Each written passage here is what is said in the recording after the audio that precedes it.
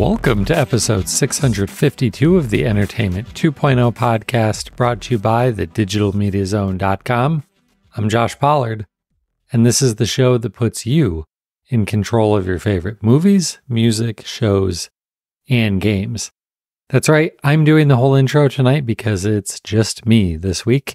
Unfortunately, Richard couldn't make the recording schedule work in another busy week for the two of us, but that's all right. We'll move along just fine. One thing that would make this episode a little bit more fun for me, especially since I don't have a co-host, would be if I had listener feedback to respond to, but I don't. So, if you'd like to send us some feedback for a future episode, you can email us at entertainment20@thedigitalmediazone.com or about a million other ways that you can get a hold of us. All of that contact information will be at the end of the show or in our show notes over at www.thedigitalmediazone.com. Of course, if you're watching this on YouTube, you can subscribe to the channel, like it, and of course, click the notification button so that you never miss an episode. So let's dig into the news this week. And as usual, we'll start with the video news, and by far the biggest news of the week, and news that we have been waiting on for months, is that Paramount has finally found someone to basically purchase them and take over operations, because Paramount has really, really struggled to make Paramount Plus, their streaming service, I was going to say work, but it works. It's just not profitable. It has never been profitable. And in fact, the situation has been so rough there, they recently laid off over 800 people. Well, the new company swooping in to try to make things better is Skydance Media. And it's an interesting company. They are owned by David Ellison. And you might be going, Ellison, that sounds familiar. Yeah, he is the son of Larry Ellison, the founder of Oracle. So Skydance Media is trying to turn the Skydance and Paramount relationship into a media and technology company. That's how they see this forming into something that's actually going to work out in the end and have staying power. So how do they plan to do this? Well, for one, David Ellison thinks that he's got the solution to the technology problems, the perceived technology problems at Paramount Plus. He plans to rebuild the technological infrastructure. He plans to use a whole lot of resources from Oracle, of course, to do that, and thinks that he will be able to save a lot of money that way. I'm sure he gets a pretty good discount on Oracle resources. He also plans to rewrite their recommendation algorithm because, of course, if the service isn't working, it must be an algorithm problem because algorithms are what's going to save the world, right? That's why AI is the big thing everywhere. So, of course, tweaking the algorithm will be top on their list of priorities with the new company. What's a little bit more interesting is what they're planning to do from more of the media business side of things. And they're planning to undo a lot of what Paramount Plus and frankly what many of their competitors have done, competitors like Peacock, where instead of just, as they said, blindly putting all of their shows solely on their service, they plan to partner with others. They plan to allow some of their content to show up on other streaming services. Could be Netflix, could be Hulu, could be lots of other services. They also plan to look for bundling agreements because what they see as the future is that eventually the streaming ecosystem will turn into big bundles of services, very similar to what cable TV was. Although the article that we linked to describes it as what cable used to be. That's still what cable is. It's just that we don't see as many people subscribing to cable TV anymore. But that's what cable is. It is a giant bundle of channels, but that's really just a giant bundle of content from various media publishers. And so that's what the new leadership here thinks is going to happen in the streaming ecosystem, that there will be big bundles of services similar to cable TV. And they think that if you're in a bundle, you'll do well. And if you're not in a bundle, you're probably not going to last long. That's at least how they see it. It's a possibility. I'm not entirely convinced, but it's of course it's not exactly a new concept. Obviously, cable TV has been doing it, and we've been seeing bundles from other services also, but typically just bundles of services that are owned by the same parent company. The Disney bundle is the one that stands out, right? It includes Disney, Hulu, which is kind of the odd one there, and ESPN Plus, which ESPN, Disney, they're owned by the same company. But the thing with Hulu there, they being ABC, the owners of Disney and ESPN, now have the controlling stake of Hulu. So it's still basically all of their properties bundled together. Whereas what David Ellison has in mind is potentially like a bundle that would have Netflix and Paramount Plus and Peacock and ESPN Plus or something like that. And I think that's a real possibility, but it could end up being a lot more confusing for consumers than cable TV is/was. One of the reasons it was real easy for consumers to just get on board with cable TV and that bundle of content was there weren't really other options. You either had cable TV or you didn't. And yes, there were the satellite offerings, but it was basically the same. And for the vast majority of the content that you cared about, it was all available on all of the options. So your local cable provider probably offered 80% of the same content as DirecTV or whatever your satellite provider might have been. So it wasn't really different. But if this future world ends up with bundles where one has ESPN, Disney, Paramount, but another one has Peacock and Fox Sports and CNN, well, then those aren't the same thing. And you might want services from both, but that bundle might not exist for you.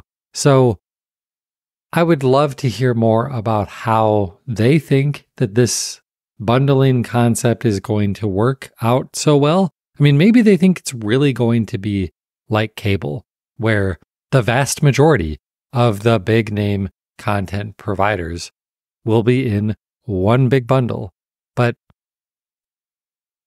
while that's nice from a simplicity perspective, it probably takes us right back to some of the biggest complaints that consumers had with cable TV for decades, and that is the cost. It just drove up the cost of things. And while obviously we report almost weekly about subscription costs for all of these individual services regularly increasing, if this all turns into cable TV where there's really only one major bundle, then competition significantly decreases and the prices can just skyrocket because there wouldn't be competition. So I hope he's wrong from that perspective. The simplicity would be nice, right? Like if you could just, and I realize this is ridiculous to say, but if you could just pay one subscription and have access to basically everything, that is easier. And for some people, that is what they want. And that's why a lot of people still have cable TV. But for a lot of people, they've started to kind of like this concept of just paying for the things that I want. And don't forget the advice that we dish out practically weekly here. You don't have to pay for all of them all the time. If you want to watch Yellowstone, then sign up for Paramount Plus. And when you're done with Yellowstone, if there's nothing else on the service you want to watch, because maybe you don't care about Star Trek, then cancel it and switch to something else that has a show that you do want to watch. If everything just goes into one giant bundle, that's not really an option for you anymore. So, as always, we'll keep an eye on what Skydance plans to do with Paramount going forward. This deal, it's a rather large one. We're talking a $2.4 billion deal here. It's not going to finalize even this calendar year. It probably won't be finalized until next year. So we've got a while of hearing plans before we actually see things get implemented. And I think we're in store for more things changing here, as it's likely that other pieces of the Paramount empire will get sold off. Paramount's been trying to sell off BET for a while. They shuttered Noggin, their kids' streaming service, earlier this spring. So there's more things in store for this service than just the future of bundling services and making their content available on other services. Our other main topic in the video segment this week is a gross one, and that is a new trend of displaying ads when you've paused whatever it is that you're watching. And it's gross for a couple of reasons, but first let's talk about who's doing it and how. First, recently we started seeing it on Fire TV devices from Amazon. And the way that it works there is if you're watching a show and you pause it, eventually it would show a screensaver, and it still does. But the change here is that now, just before it goes to the screensaver, it's going to show you an ad. The other service that just started doing this is Sling TV. They're basically doing the same thing. If you pause your show for long enough, it will show you an ad. The one nice thing about Sling's particular implementation is that they are allowing you to disable this. You can go into the settings and turn off these ads that show up while your content is paused. So I said this is gross. I think it's gross for two reasons. One, we don't need to be finding new ways to sneak ads into people's living rooms. We're already overrun with ads as it is. And, really this is gross for three reasons. The first one is, if I'm paused, I'm probably paused for a good reason. Maybe it's because I need to talk to one of my kids about something. Maybe they just came into the room and they need my help with something. Maybe my wife just got a really bad news on a phone call and she wants to talk to me about it. And so I'm pausing the show so that my focus can be entirely on my child, my wife, whatever the situation requires. Now, it could just be you needed to go to the restroom. Could be that you needed to go to the kitchen to refill your snacks and drinks. But that's where this gets into the second gross aspect of this. If it's paused, you're not paying attention. But they're going to show you ads that you may not even see, but they're still making money off of them. So the companies that are paying Amazon to show you ads and Sling TV to show you ads, they're paying for something that they might not actually be getting a very good return for, because your eyeballs probably aren't seeing these ads. And that's pretty gross. I just don't like any of this. We don't need more ads, especially when, and this is the third reason, these ads will happen even if you're watching content that you paid for it to be ad-free. Come on. Slipping in ads, essentially in ad-free services, because they don't really care what you were watching when you paused it. They just care that you paused it. And so they can show you an ad. 3 super reasons this is super, super gross. And despite the fact that it's gross, I'm sure that every other service like this is thinking, oh, that's brilliant. We should do this too. Look at how much more money we can make. And people probably won't actually be that upset because it's paused. They're not watching anyway. Again, super, super gross. But that's what Amazon is doing on their Fire TV devices, and it's what Sling TV is doing on their streaming service now. So, hey, we've got more of that to look forward to, I'm sure. Okay, so into our gaming news for this week. And I thought we were going to have almost no gaming news. And then just a couple of hours before I sat down to record this, Xbox made some big news, and not really the kind of news that I was hoping to report on. It's price increases, and not even just that, changes to Xbox Game Pass. And frankly, this is a service that just keeps getting more confusing, and they're making it even more confusing now. So I'm going to try and make this as clear as possible. Let's start with the easiest part. Xbox Game Pass Ultimate, the only thing that is changing is the price. That's the bad news. Its price is going up to $19.99 a month. Ouch. This is the service that I pay for. It's still, I think it's still a great deal, but man, the price didn't go up that long ago, and now it's going up pretty substantially again. So what do you get for your $20 a month with Game Pass Ultimate? Well, you get access to a library of hundreds of games that you can play on an Xbox console, download them and play them on an Xbox console. It includes the ability to download PC games on Windows. It includes day one access to all Microsoft Game Studios or Xbox Game Studios games. So new Halo comes out, Forza, Call of Duty when that comes out this year. As soon as those games are available, they're available on the service. And then lastly, Xbox Game Pass Ultimate also includes Xbox Cloud Gaming. This is the cloud streaming service. So all of the features remain the same. There's also perks and discounts and stuff like that. Oh, and online multiplayer. So it is the ultimate option. It includes everything you want. The price is going up to $20 a month. So at least it stays simple. Now it starts to get a little bit more complicated. There has been a plan called Xbox Game Pass for console.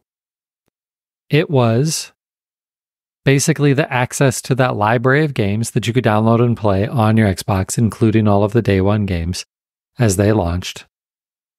It did not include access to these games on PC. It did not include access to cloud game streaming, and it didn't include online multiplayer. This service is going away. But if you subscribe to this, as long as you keep subscribing, like turn on auto renew and leave it on, you will have access to this for the foreseeable future.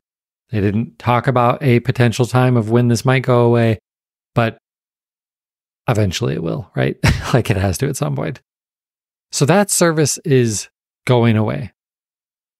They're sort of replacing it with a new tier, because really what we're turning into here on the console side is a 3-tiered option. Let me start with the other service, Xbox Game Pass Core. This is the service that used to just be called Xbox Live Gold because the main thing that you got out of it was just access to online multiplayer. Last year, they changed the service up a little bit and included a much smaller collection of the Game Pass library, because it used to be that you would get a couple of free games to keep forever. They got rid of that and changed it to saying we're just going to give you access to a rotating collection of 25-ish games out of the Game Pass catalog. They're going to change, and it won't include day one releases, but you'll have access to some pretty good games to play in addition to your online multiplayer. That's Xbox Game Pass Core. It's staying the same, and the monthly cost is also staying the same. If you're paying month to month on Xbox Game Pass Core, it stays at $9.99 a month. The price is actually changing, though, if you're paying for it on an annual basis, because you save a bunch of money on this service if you pay for it annually. The annual subscription is going up from $60 a year, which was basically saving you 50% off paying month to month. It's now going up to $75 a month. So it's still a pretty big discount if you pay for it annually. And again, the service isn't really changing. So what's the new thing that's changing? The new thing is a new tier called Xbox Game Pass Standard. And this is a Game Pass tier. So it does give you access to the massive library, hundreds of games that you can download and play on your Xbox console. It doesn't include the cloud streaming. It doesn't include PC games. It's just for Xbox console users. The main difference here is that while it does include online multiplayer, it does not include day one releases of games. So when Call of Duty comes out this fall, you'll be able to play it day one if you have Xbox Game Pass Ultimate. But if you have Xbox Game Pass Standard, it will not be in the catalog on day one. It will probably get added eventually, but they're not saying anything about when games might eventually be added to the service. And for games like Call of Duty, I'm going to guess that it's going to be a while before they show up in the service.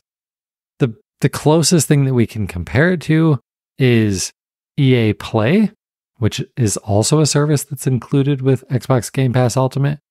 EA Play is a subscription service that gives you a huge library of EA games, but it doesn't include games as soon as they launch. So when Madden launches in August, it's not in the subscription service.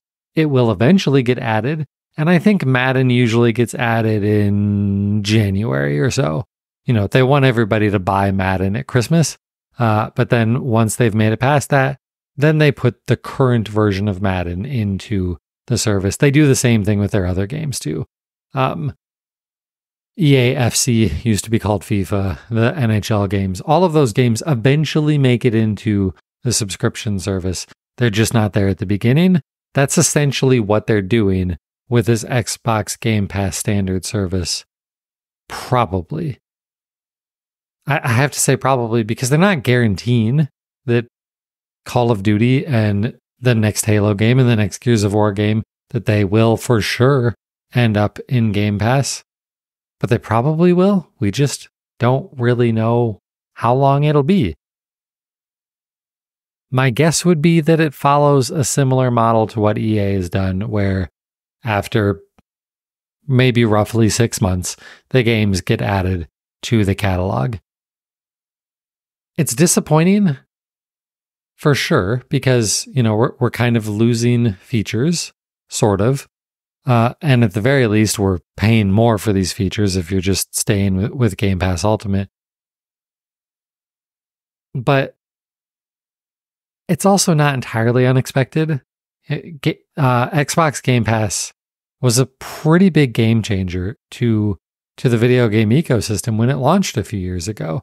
And there were many doubters that said there is absolutely no way that this is financially feasible, that they're going to be able to continue doing well, putting their games into this service instead of charging people $60 every time one of these games comes out. $70 now that we're in the new generation.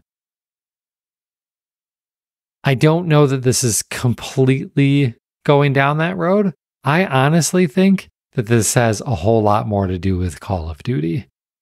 Because I think they've done the math and saw just how much money they make by selling copies of Call of Duty. And that maybe they're concerned that while people love Call of Duty, it's not going to be enough to drive Xbox Game Pass subscriptions, because it was at $17 a month, and maybe Call of Duty players don't actually play all year long. Like, a lot of them do. A lot of them will play it every single day until the next one comes out a year later. But probably not all of them. And they have the data. They know how long most people are sticking around and coming back and playing Call of Duty. And if they were concerned that when a Call of Duty comes out, it spikes subscriptions to Game Pass, but then it falls off after 2 months, well, then they've only made like $32 instead of $70 off of Call of Duty players. And that just seems like the more likely reason that all of this is happening right now. The price increase, that just seems like that's just kind of to be expected. We almost every single episode of this podcast talk about another subscription service having a price increase. So that doesn't surprise me that Game Pass Ultimate is going up again, especially after the giant price tag they paid to acquire Activision Blizzard King. It was expected. And I'm bummed to have to pay more for Xbox Game Pass Ultimate, but it's to be expected. And I still think it's a really great value. It's just what it tells me about the concerns over what they think Call of Duty actually means to their bottom line, and whether or not it really does live up to what they've been telling us about the Xbox Game Pass model, the business model to it. If Call of Duty doesn't really fit into it, then do they start to do this calculus for other titles too? And they kind of are here, right? Because they're basically saying, they're literally saying no more day one launches on any titles. Well, yeah, on any titles for the Xbox Game Pass core service, which is really just what used to be the Game Pass for console subscription. So it sucks. It sucks. So when do these prices and all of these things go into effect? Well, if you're not subscribing to any of these and you want to go and become a Game Pass subscriber at one of these levels, these new prices go into effect July 10th, which is probably when you're listening to this episode. If you're a current subscriber, the new price increases won't go into effect until September 12th. So it's a couple of months from now before that actually happens.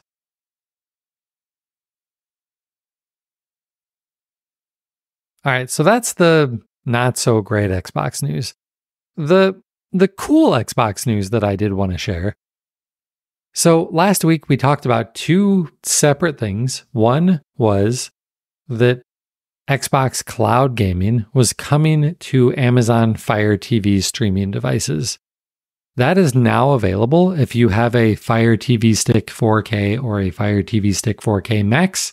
Right now, while you're listening to this, you can pair an Xbox controller to your Fire TV Stick and start playing Xbox Cloud Gaming, assuming you're an Xbox Game Pass Ultimate subscriber. You can do it right now.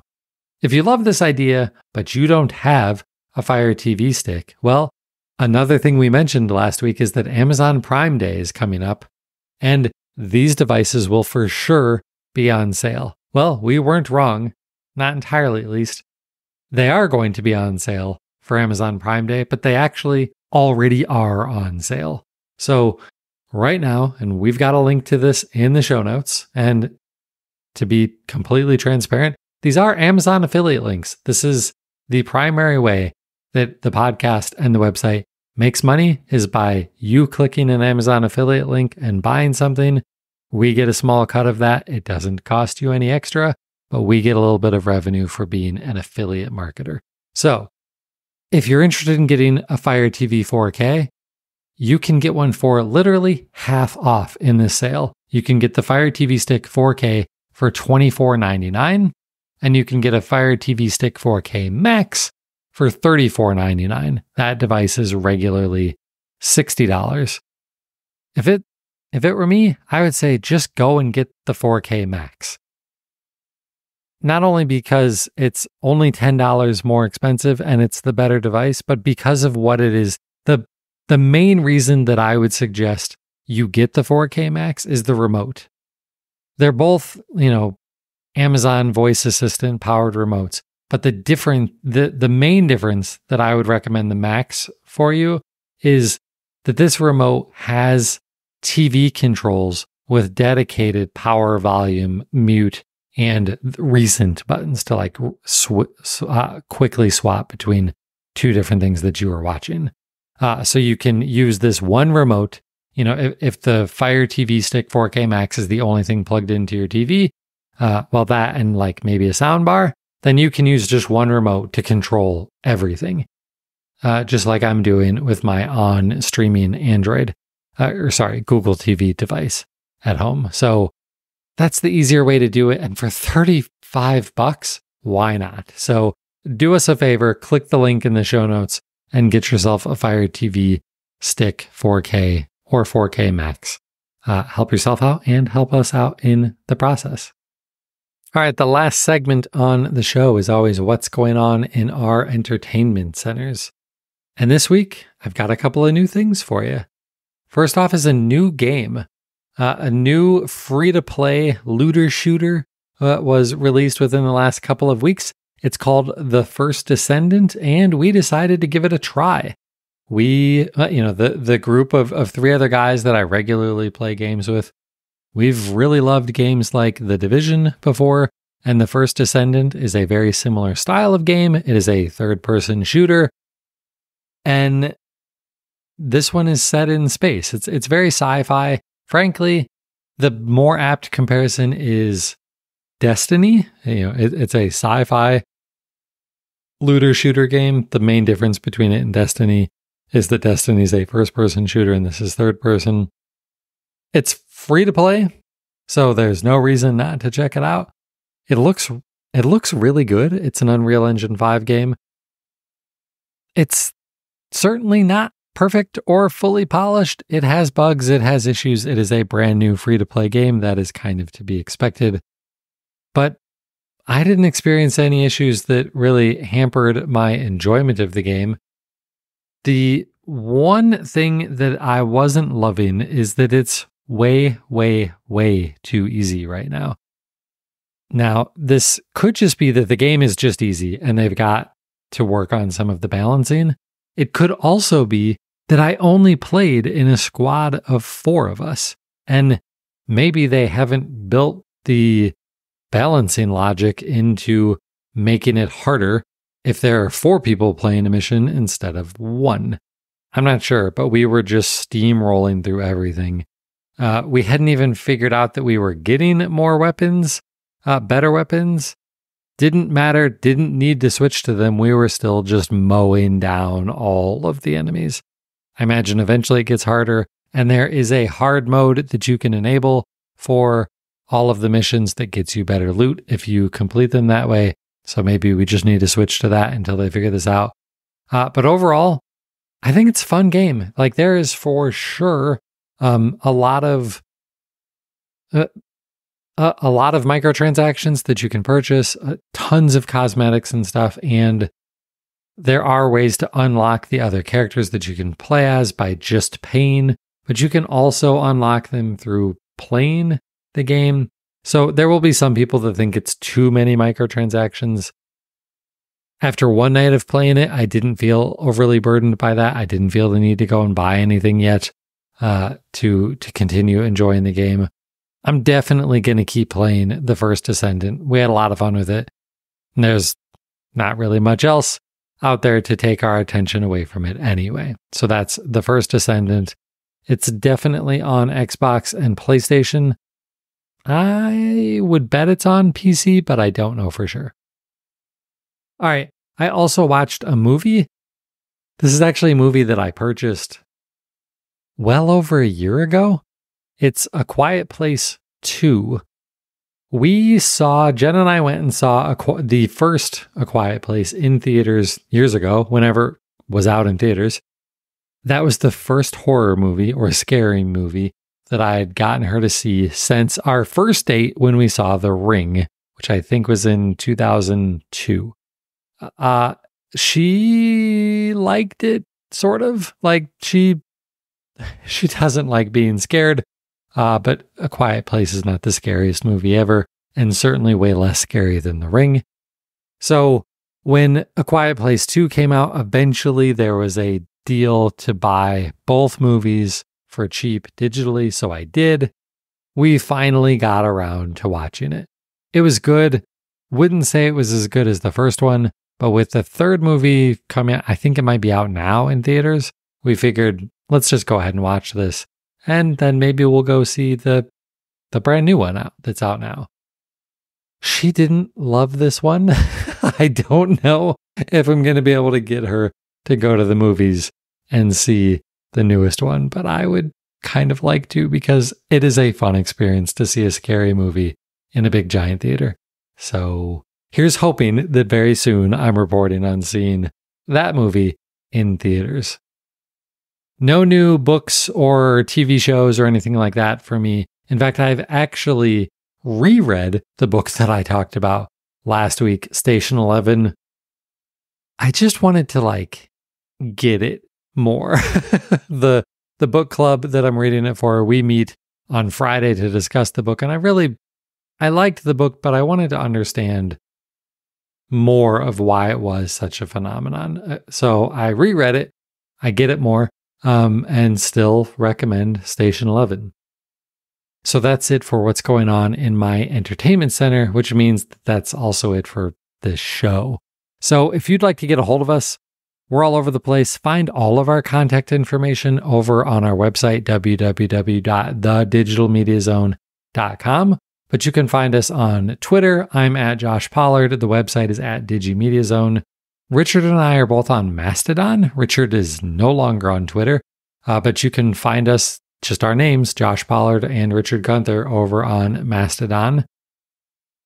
And, when we're both around, we'll continue to try and record this show live. Didn't happen this week. It's a little bit harder to do when I'm doing this solo, but we are still recording these videos and throwing them on YouTube. So if you're still listening to the audio version, hey, we would love it if you'd head on over to YouTube too, subscribe to the channel, and give us a like too over on YouTube. We'd really appreciate that.